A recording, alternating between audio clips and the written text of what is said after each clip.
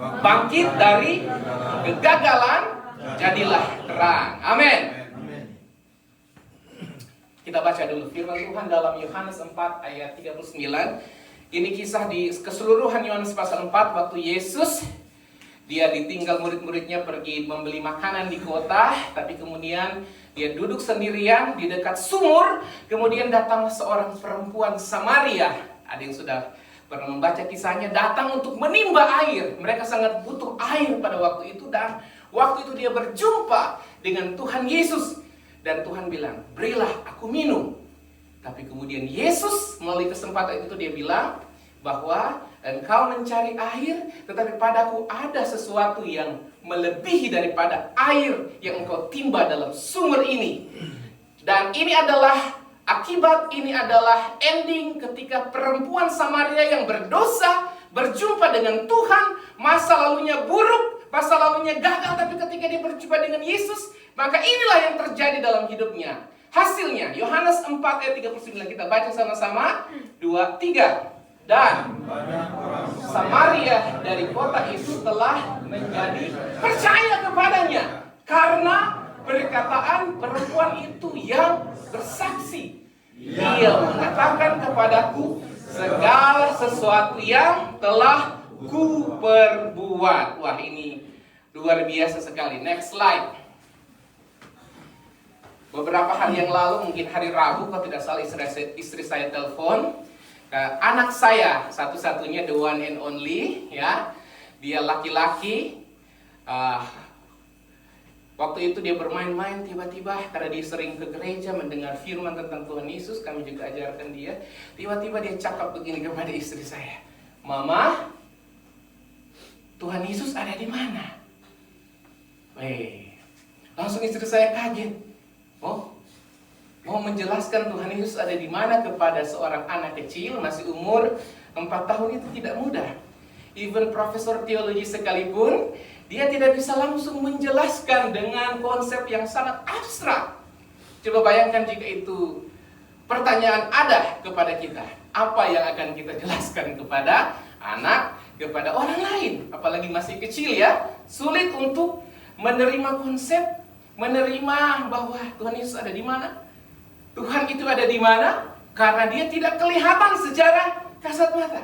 Tapi puji Tuhan, istri saya dapat hikmat, ya.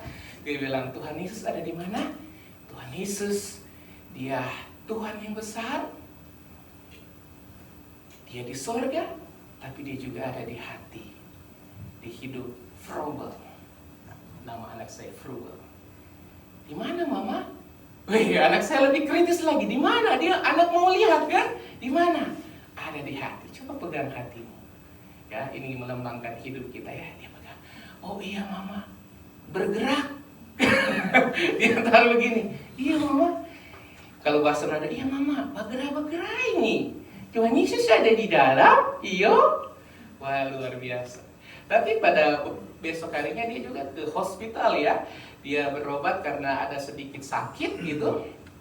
Waktu pulang dia sebelum minum obat dia bilang, Tuhan Yesus mau sembuhkan adik. Dia ada di dalam. Nah, itu adalah ungkapan sederhana. Bagaimana istri saya dapat hikmat. Dia mengatakan Tuhan Yesus di surga, tapi dia juga ada di hati kita. Meskipun anak saya belum bisa memahami bahwa seperti apa kebesaran Tuhan itu, tetapi secara sederhana, waktu dia sakit, berapa hari lalu dia sakit, saya sangat merindukan dia. Tapi dia bilang, Tuhan Yesus ada di hati. Dia bergerak, Mama. Sebelum minum obat, anak saya belum tahu bilang percaya, tapi dia cuma bilang bahwa Tuhan Yesus sembuhkan adik. Nah, ini menjadi kesaksian yang bagi orang itu sederhana, tapi bagi saya itu adalah sesuatu yang luar biasa. Slide berikutnya. Bukankah pertanyaan Tuhan ada di mana itu bukan cuma pertanyaan anak saya, anak kecil yang masih polos di hadapan Tuhan. Bukankah pertanyaan tentang di mana engkau Tuhan itu juga adalah pertanyaan yang sama, the same question, yang selalu muncul tiap hari, bahkan buat semua hamba Tuhan dan teman-teman jemaat. Ketika kita ada dalam kelelahan, bekerja di kilang, ketika kita tiba-tiba dapat masalah, ya, dapat telepon, dapat kabar mungkin dari kampung, apalah, kita sudah sudah bekerja keras, tiba-tiba ada banyak sekali kebutuhan itu silih berganti. Betul? Iya, Pak Pendeta ini belum selesai, seolah mungkin ada beberapa hari cuti ya. Kurang sekali pemasukan. Tiba-tiba mungkin dapat call. Ya butuh ini, ya butuh itu. Ya, banyak orang yang kemudian kalau tidak merenungkan benar akan kasih Tuhan, banyak yang mundur, kecewa dan tidak percaya lagi. Sebab manusia itu membutuhkan apa yang dilihat oleh mata. Gitu. Tetapi Tuhan banyak kali bekerja di luar apa yang kita lihat, apa yang kita pandang. Oke. Slide berikutnya.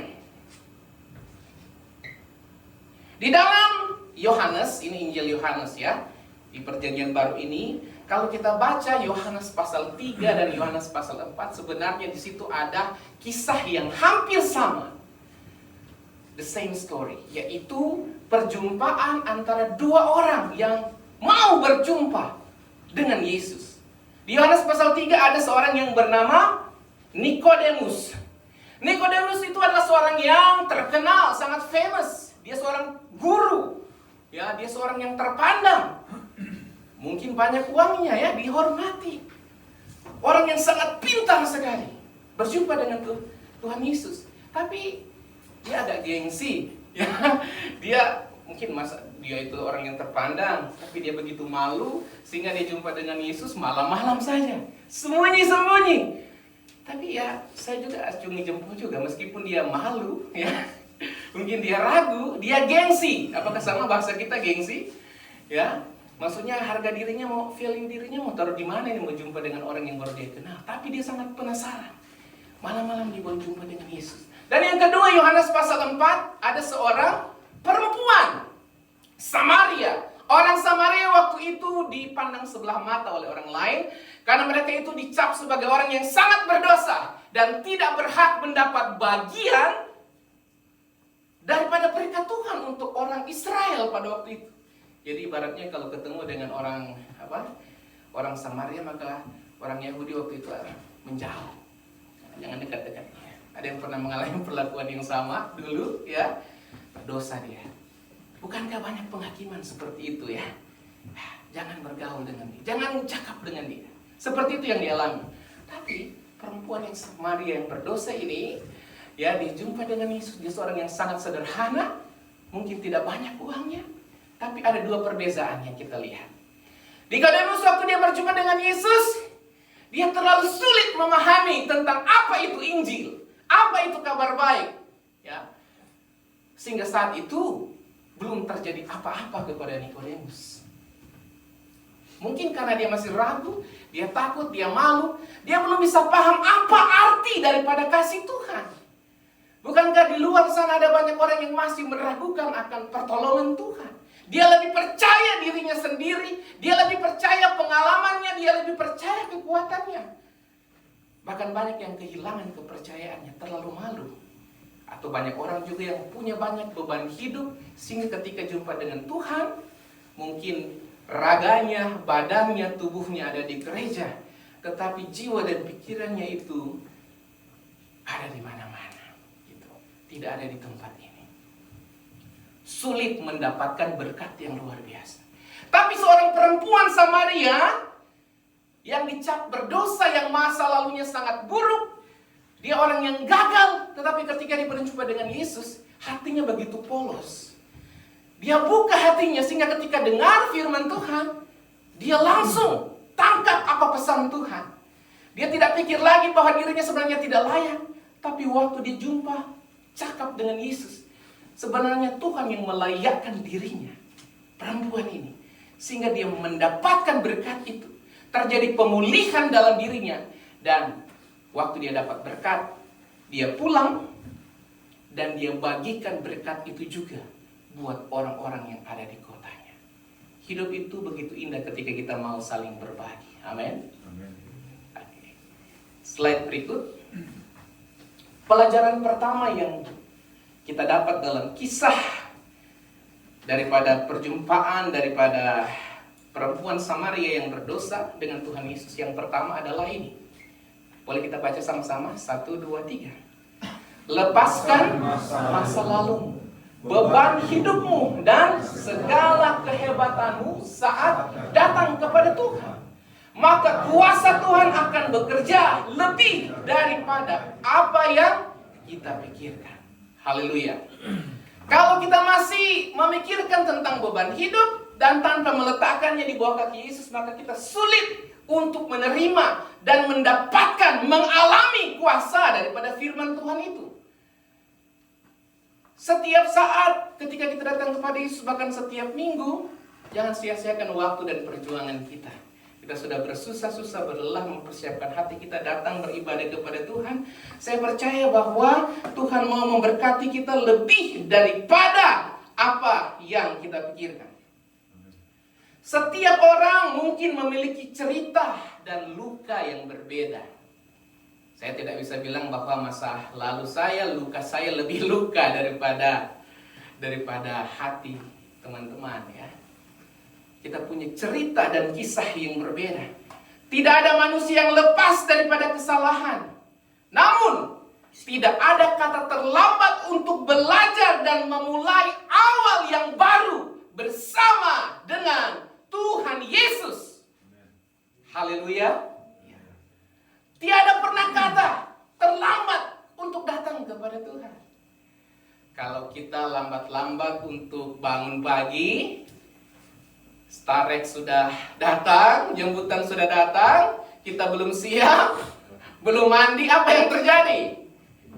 Ditinggal melayang lagi 90.000, 100.000 won. Betul? Ya, melayang lagi gaji satu hari. Bukan cuma gaji yang lenyap. Kita bisa menerima kata-kata hikmat daripada Sajang Nim. Betul? Iya.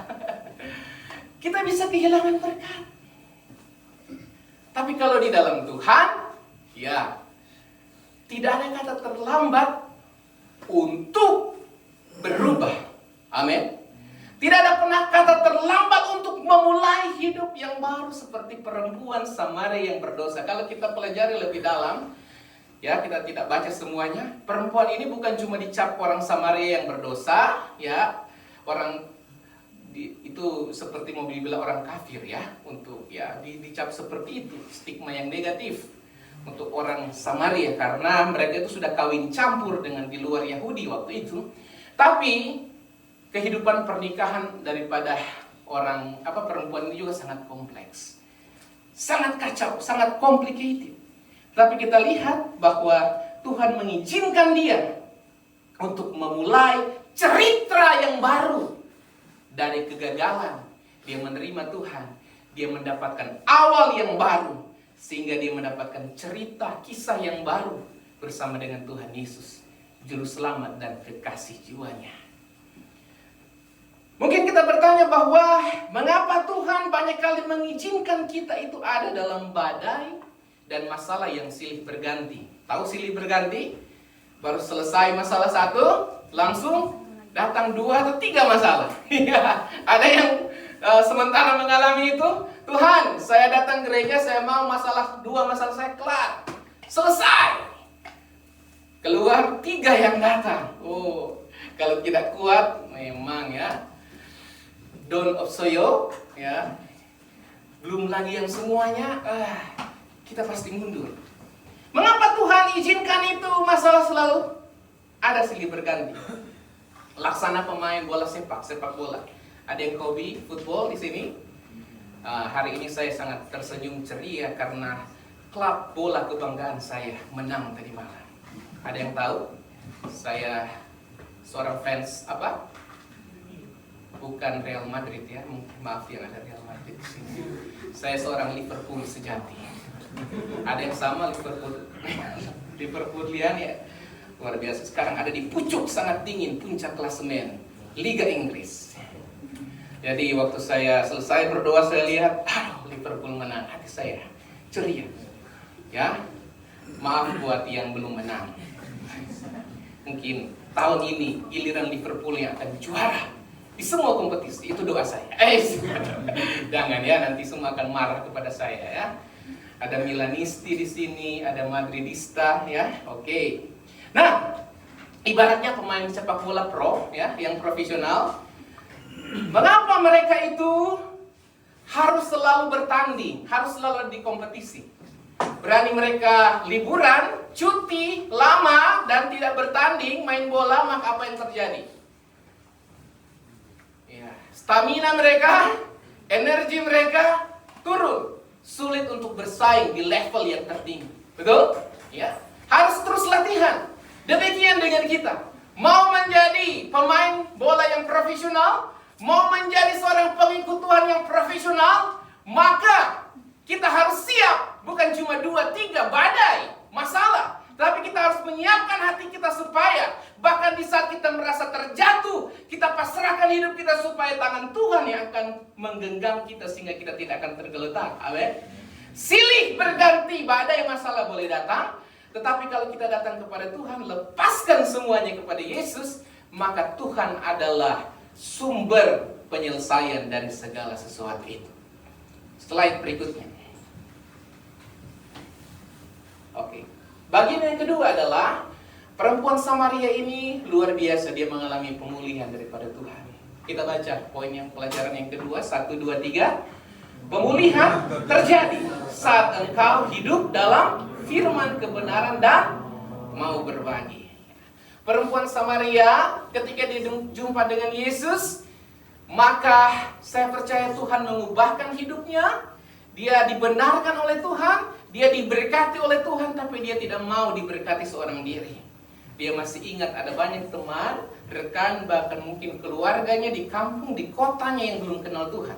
Sehingga dia langsung kembali. Kalau kita baca di dalam Yohanes pasal 4 ini, waktu dia berjumpa dengan Yesus, selesai Yesus berbicara, dia langsung action, meninggalkan tempayannya. Dia meninggalkan wadah yang dia bawa untuk menimba air. Dia langsung tinggalkan saat itu juga dan bergegas pergi kembali ke kota karena dia mau mengabarkan Injil. Injil itu adalah kabar baik. Saudara yang diberkati oleh Tuhan, berbagi itu sangat indah. Amin. Ya. Sudahkah kita yang menerima berkat hanya makan berkat itu sendiri, ataukah sudahkah kita menjadi saluran berkat buat orang yang lain? Berkat itu bukan cuma bicara uang dan materi, tetapi kasih karunia Tuhan, kebahagiaan. Saya rindu supaya semua yang ada di sini, mungkin ada yang sementara galau, tahu galau ya, yang sementara ya memikirkan masa depan, supaya tetap ada senyum ceria di sini. Boleh kita langsung action, praktek bagaimana berbagi kebahagiaan itu. Berikan senyuman, salaman kepada kiri, kanan, depan, belakangmu. Bilang, Tuhan mengasihimu. Amen. Iya.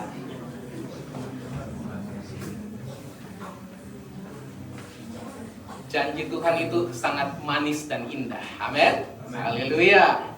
Itu kita coba rasakan ketika kita jabat tangan dalam kasih Tuhan. Itu pasti ada seperti ada energi yang keluar. Amin. Kita bagikan dan kita menerima energi positif yang sama. Ya, kita jabat tangan ya, Brother Rian, Willy. Wah, saya merasakan ini pemain-pemain musik yang luar biasa. Ya, saya merasakan sangat diberkati. Itu contohnya. Demikian juga dengan teman-teman sekalian. Even kita baru pertama kali bertemu, tapi disinilah kita disatukan. Disinilah kita sama-sama saling belajar. Amin. Puji Tuhan. Sebab Tuhan sangat mengasihi kita. Memang kita ini yang ada di sini, di gereja, kita tidak akan menemukan orang, sosok yang sempurna. Betul? Ya. Tidak ada yang sempurna di dunia ini. Ibaratnya kalau kita orang Indonesia mengatakan bengkel di gereja, apa ya? Kalau di Sabah menyebutnya, ya, tempat untuk repair ya. Di sinilah kita. Apa? Workshop. Ah, itu dia. Ya, di sini kita sama-sama saling melengkapi. Mungkin Anda akan melihat kekurangan saya sebentar, ya. Kekurangan saya antara lain, kadang mata saya itu sudah tidak bisa mengenali kalau sudah terlalu jauh. Jadi seringkali teman saya bilang, sombong sekali. Saya tegur kamu tadi, tapi kamu tidak balas. Sebenarnya bukan karena saya tidak mau tegur, tapi mata saya sulit mengenali kalau sudah agak jauh, ya. Seperti itu. Itu contoh. Tapi kalau kita ada di sini, meskipun mungkin saya seperti itu, Jangan doakan yang buruk buat saya. Ya, oke, oh puji Tuhan, mungkin Pak Pendeta tidak lihat, itu contoh. Demikian dengan kehidupan kita. Di sini kita saling berbagi di dalam kasih karunia Tuhan. Karena kita bertahan di sini, kita bekerja, kita beribadah, kita melayani, kita bertahan itu karena janji Tuhan. Amin. Ya. Slide berikutnya. Oke. Bagian yang ketiga adalah sebelumnya masih ada yang sebelumnya ini saya terlalu terlewatkan sebelumnya lagi. Ya, sebelumnya juga ini ada banyak cerita di mana ada juga orang-orang yang pernah gagal tapi mereka mencoba untuk bangkit lagi. Di sebelum poin 1. Yang pertama itu adalah kisah tentang sebelum Nabi Elia tahu Petrus, ya, Petrus, dia itu seorang murid yang sangat terkenal, betul? Ya, tetapi sebelum dia menjadi seorang yang benar-benar menjadi murid yang diberkati, dia juga sebenarnya adalah seorang yang pernah gagal. Ada yang tahu kegagalan Petrus? Dia pernah menyangkal Tuhan Yesus sebanyak 3 kali. Nggak kenal gue, ya kan? Siapa dia? Saking takutnya dia kepada tentara Romawi waktu itu, bahkan gurunya ya yang dia ikuti selalu, dia pernah berjanji, Tuhan kalau ada orang yang mau macam-macam kepada engkau guru, saya nih orang paling terkenal, orang paling hebat, saya yang akan melawan. Tapi ketika waktu itu tiba, ketika masalah itu datang, apa yang terjadi? Gak kenal gue, saya tidak tahu siapa itu. Karena apa? Dia takut. 3 kali dia menyangkal Yesus. Dia pernah gagal. Namun setelah kebangkitan Yesus, Petrus mengalami pemulihan. Dia dipanggil kembali oleh Yesus untuk menggembalakan umat. Dan akhirnya ia menjadi pemimpin yang sangat terkenal. Dan apa yang terjadi menurut catatan sejarah gereja ya, Petrus itu mati seperti apa? Saking dia mau menebus kesalahannya pernah 3 kali menyangkal Yesus, dia bilang waktu dia mau mati, kalau Yesus pernah disalibkan seperti ini, dia tidak layak disalibkan seperti itu waktu dia mau dibunuh ya. Biarlah dia kepala di bawah, kakinya yang di atas, sangat menderita untuk menebus kasih karunia Tuhan. Itu luar biasa. Next, berikutnya Nabi Elia.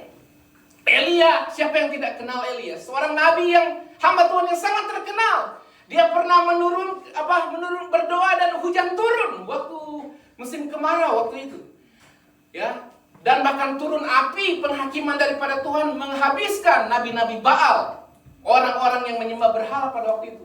Tapi ada satu saat di mana dia merasa lelah, dia merasa takut untuk dibunuh oleh pada Isabel, sehingga dia lari ke padang gurun. Tapi Tuhan menemuinya dan memberinya kekuatan dan memberinya tugas yang baru. Tuhan menyegarkan hidupnya. Dia pernah gagal, tetapi ketika dia berjumpa dengan firman Tuhan, dia kembali dipulihkan oleh Tuhan. Berapa kali kita gagal di dalam hidup? 10 kali? Lebih daripada 10. Banyak kali ya, tidak terhitung. Ya. Tapi sudahkah kita menghitung berapa berkat Tuhan yang kita terima? Saya percaya bahwa berkat Tuhan yang kita terima itu lebih banyak daripada setiap kegagalan yang pernah kita alami. Amin. Dan kalau kita mengalami kasih karunia Tuhan, tetap bangkit dan jadilah terang. Yesus pernah berkata, jadilah garam dan terang dunia. Inilah saatnya kita menjadi terang dunia. Menjadi anak Tuhan yang hidupnya mampu memberikan inspirasi kepada orang yang lain. Tapi Tuhan mau supaya kapasitas kita, kualitas kita jangan cuma begitu-begitu saja. Coba langsung loncat ke poin yang ketiga. Ya, tidak lama selesai lagi sebelumnya. Kita baca 2, 3. Berikan ruang yang besar bagi Allah untuk memberkati diri kita, agar kualitas hidup kita semakin meningkat dan dapat menjadi inspirasi atau berkat bagi orang lain. Amin. Jangan tahan-tahan hatimu, hidupmu ketika Tuhan mau engkau melayani Tuhan. Amin. Ada satu contoh di dalam 2 Raja-Raja 4 ayat 6. Mungkin ada yang bisa bantu saya baca. Saya tidak sempat catat ayatnya. 2 Raja-Raja 4 ayat 6. Di dalam perjanjian lama. Oke. Tidak lama lagi selesai. 2 Raja-Raja 4 ayatnya yang ke-6. 1 Raja-Raja, 2 Raja-Raja. Ini kisah tentang minyak seorang janda, ya. Waktu itu dia kehabisan uang, terlibat hutang, anaknya sudah mau diambil orang, 2 orang waktu itu. Ya, karena suaminya sudah meninggal, sudah mati. Akhirnya dia bisa berjumpa dengan hamba Tuhan Elisa. Apa yang Elisa bilang? Bahwa kembalilah ke rumahmu dan siapkan. Boleh pinjam, boleh minta tempayan. Tahu tempayan ya? Penampung minyak. Ya, jadi berarti dia mungkin keluar cari kepada tetangga, neighbornya. Tolong pinjam, tolong minta, ada mungkin yang beri. Ya, berarti ini seorang janda ini dia punya relasi yang baik dengan teman-temannya. Betul? Dia dapat, dia kumpulkan. Tetapi apa? Waktu itu, mujizat itu memang akan terjadi. Ya, sebanyak wadah ataupun tempayan yang dia kumpulkan, disitulah mujizat Tuhan bekerja. Kita baca saja ayat yang ke berapa tadi? Ayat ke-6. Ada ustadz ya. Boleh kita baca sama-sama? Ada yang sudah baca? 2, 3. Ketika bejana-bejana itu sudah penuh, berkatalah perempuan itu kepada anaknya, dekatkanlah kepadaku sebuah bejana lagi. Tetapi jawabnya kepada ibunya, tidak ada lagi bejana. Lalu berhentilah minyak itu mengalir. Minyak itu asalnya cuma dari 1 bejana tersisa minyak yang dia miliki. Elisa bilang, kumpul bejana yang lebih banyak lagi, wadah yang lebih banyak, tempayan yang lebih banyak. Tidak disebutkan sini 10 atau 20 yang dia bisa kumpulkan. Ya. Tetapi saya percaya bahwa mungkin 20 yang dia kumpulkan ini contoh. Tetapi 19 ketika tempayan yang ke-20 sudah habis wadah, maka langsung berhenti minyak, langsung berhenti apa? Mujizat. Andaikan dia menyiapkan 1 lagi bejana, maka berkat mujizat itu masih akan bisa bertambah lagi. Demikianlah dengan hidup kita. Kalau Tuhan mau kita supaya diberkati dengan berkelimpahan, kalau engkau rindu supaya Tuhan memakai dirimu dengan lebih hebat dan lebih dahsyat lagi, jangan tahan-tahan dirimu. Amin. Buka hidupmu seluas-luasnya sehingga Allah bekerja di dalam diri kita dan keluarga kita. Ya. Banyak kali kita ragu, banyak kali kita takut, urusan melayani, urusan pendeta. Bukan. Kita dipanggil semua untuk melayani Tuhan. Bukan cuma urusan imam dan pendeta. Kalau engkau mau supaya engkau diberkati di Korea dan keluargamu juga diberkati, maka buka hidupmu kepada Tuhan. Beri hidupmu sepenuhnya, sehingga Tuhan akan memberkati engkau lebih daripada yang kita pikirkan dan harapkan. Amin. Jangan tunggu besok seperti perempuan Samaria. Waktu dia terima berkat, dia langsung tinggalkan tempayan, dia tinggalkan kenyamanannya, dia tinggalkan targetnya sendiri, dia langsung kembali karena dia mau menjadi saksi dan berkat Tuhan. Jadilah berkat dimanapun kita pergi dan berada. Amin. Sebab janji Tuhan itu sempurna. Kalau janji manusia banyak kali tidak sempurna. Betul? Iya betul. Apalagi soal cinta, ya. Semua mata yang mengantuk pasti akan langsung terbuka.